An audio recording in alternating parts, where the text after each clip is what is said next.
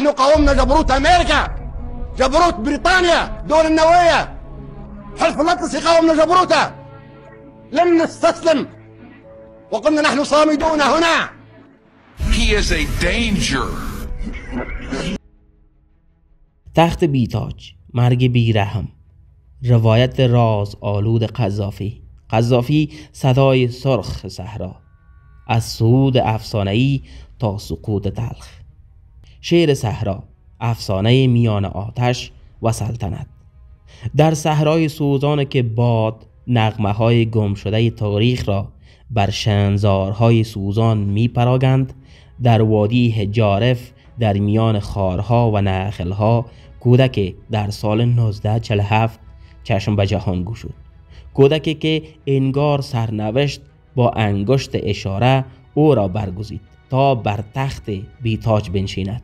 نامش معمر القذافی بود، مردی که بعدها جهان او را شیر سرکش صحرا خواند. او زاده خیمه و پرورده بیابان بود، اما چشمانش فراتر از افق خشمالود جنوب لیبی را میدید. در همان کودکی که پای بر خاک گرم چادر می نهاد، رویای سلطنت را در دل می پروراند.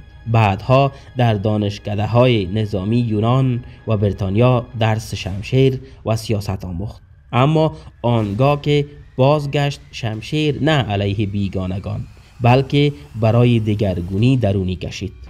و در شب‌های خاموش طرابلس، آنگاه که ستارگان تنها شاهدان ماجرا بودند، در 27 سالگی بدون ریختن قطره خون کاخ پادشاهی ایدریس را به لرزه درآورد. سلطنت فرو ریخت و مرد بیتاج و تخت بر عرش لیبی نشست. از آن شب تاریخ دیگر همان نبود. او نه شاه بود، نه رئیس جمهور، نه خلیفه، اما همه چیز بود. بنیانگذار جماهیریه شد.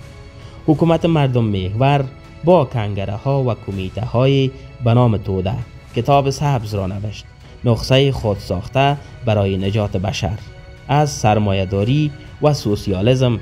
قذافی می‌خواست سیاست را به مذاق بیابان بدل کند و تاریخ را از نو بنویسد.